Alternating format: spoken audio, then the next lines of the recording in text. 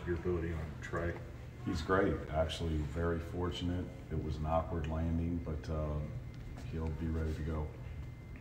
Just, was that a surprise given how bad it looked? Yeah, but like there's the initial part of it, but then Chad felt good about it after they went back to the locker room, and he's good to go. So yeah, we're fortunate. What stands out about Michigan? I know they've got a lot of moving parts. Who's playing for them? Who's coaching them at times? Yeah, well, we're focused on who's playing for them. Obviously, they're without their point guard on the road, but they still have good players, good talent, and I think, you know, any night in this league, you've got to be ready to play, but they still have some good pieces.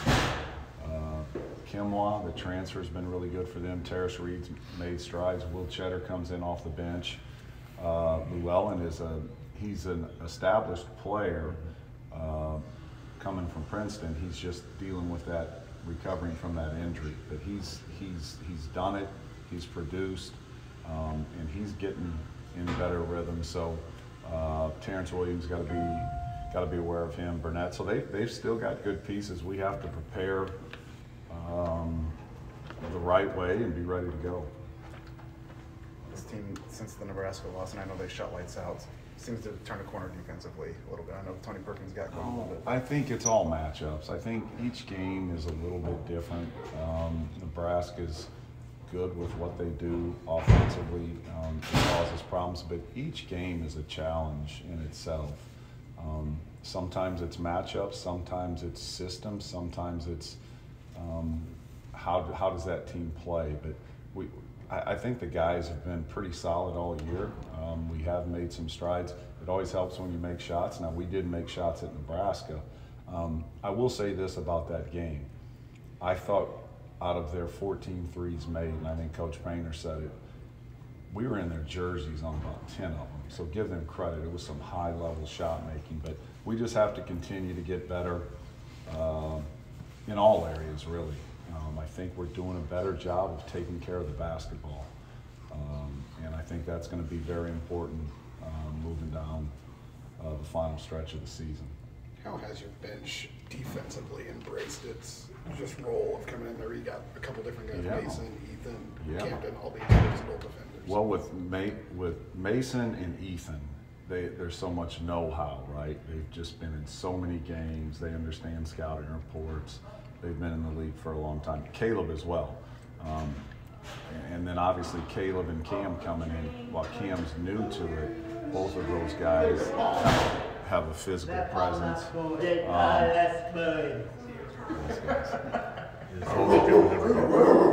Excuse those guys. Both of those guys have a physical presence. They're athletic. Really, all four of those guys you just mentioned, they have a physical presence. They're good athletes. It's really helped us. That's an added bonus to be able to bring guys in like that can help you on both ends, and they're doing a good job with that. I think Cam has the ability to continue to make progress as a defensive guy. He does a good job on the glass. He's just got to keep getting the reps, keep getting the experience. Those other three guys, they have a lot of experience.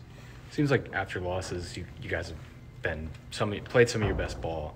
Do you feel like that's apparent, next day at practice, or do you feel like you get more buy-in after losses? Well, yeah. I mean, you generally, with these young people, you have their attention, right? Mm-hmm. You get on a winning streak and you have success like we've had. How do you deal with it? And sometimes we've got a pretty good group. We generally have their attention, but there's no doubt that when you have a loss, you're gonna be hooked up a little bit more. You're gonna have their attention a little bit more. They're gonna be more focused, attention to details.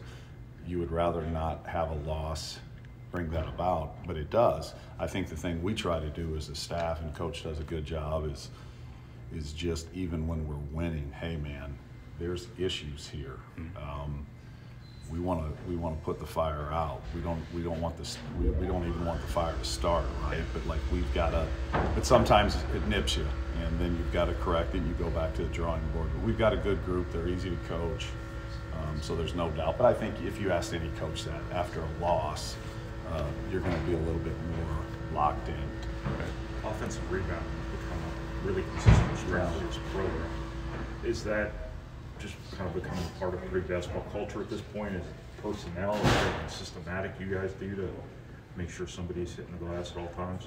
Well, when you've got a really big person in there that can get you 18 of them, not 18 offensive rebounds, but I think we've always emphasized it, and I think it's one thing that's really important for us. It's extra possessions. And I think the talking point is, like, if we can get those extra possessions from an offensive rebounding standpoint and we have low turnovers, we're going to be in business. You know, I look at a couple weeks ago, I think we were all over the glass.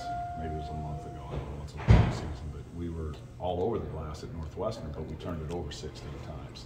So we're generally pretty consistent with hitting the glass, but we've got to continue to hit the glass, continue to get offensive rebounds, second chance points, second chance opportunities, and then keep our turnovers low.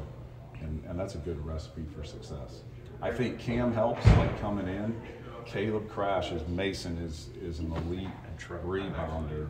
So those three guys off the bench, they're really good at going to the glass, and that's really good for us.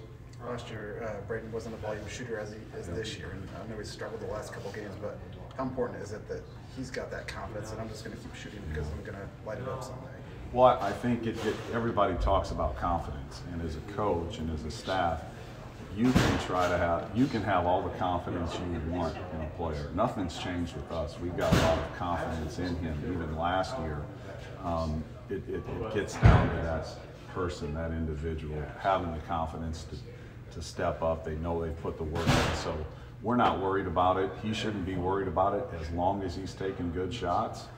We're good to go. We want him being aggressive. And all that being said, like last two games, like maybe he hasn't shot it well, but for the most part, he's controlled the tempo of the game. He's had a lot of assists. Thought he probably had a little too many turnovers the other day at Iowa, but he's playing a complete game. And then obviously when he's knocking those jumpers down and he's being ultra aggressive, it helps him and it helps us. And the opposite question of Fletcher. He's taking slightly fewer shots this year. He's making a much higher percentage. Is this a less is more type of deal? Absolutely. It's exactly what we've told him. I told him the other night, our first road game last week after he played, I said, less was more, and you were super efficient. And that's progress, because we have him up there watching film. I think sometimes, Fletch is wired to score it, and he drives it to score it. Now, man, he's making some really good reads. And if he can keep doing that, it makes him more valuable. And I think he's been super efficient here lately. He just has to continue to do that. I think sometimes he makes some awkward, funky shots off the wrong leg. If he's got his angle, we want him taking that. But if he doesn't, set your feet, spray it out to the next guy, and he's done an outstanding job of that lately. How does a player, when they decrease their volume to improve their efficiency, when the efficiency goes up, the natural next step then is, I need to shoot more because I'm being efficient. How do you see him kind of balancing the well, I think last week chucking? he balanced it. He balanced it the right way. I told him after the game, I said, while you were outstanding in a couple games, you had 27. I said, personally, I think this is one of the best 4 games you've played across the board. You were lower volume, but super efficient. You made the right read. You didn't force anything. So I think that comes with maturity. You got to understand he's still just a sophomore. And I think it also is that we've got other pieces.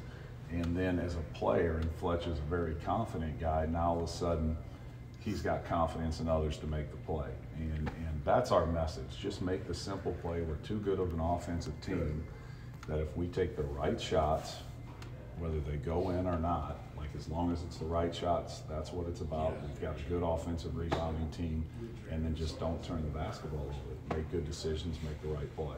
Is that earned maturity and confidence one of the biggest growth points from last year's team to this year's team? Yes, no doubt, and especially those two in the backcourt. Like, it was their first time through last year. It's a long, grueling season. We've had a lot of road games so far, and like it's a quick turnaround. So those guys have matured. There's still a lot of season to be played. So I think they understand that. They've all matured, and hopefully that maturity and that experience continues to come out, because there's just too many big games left.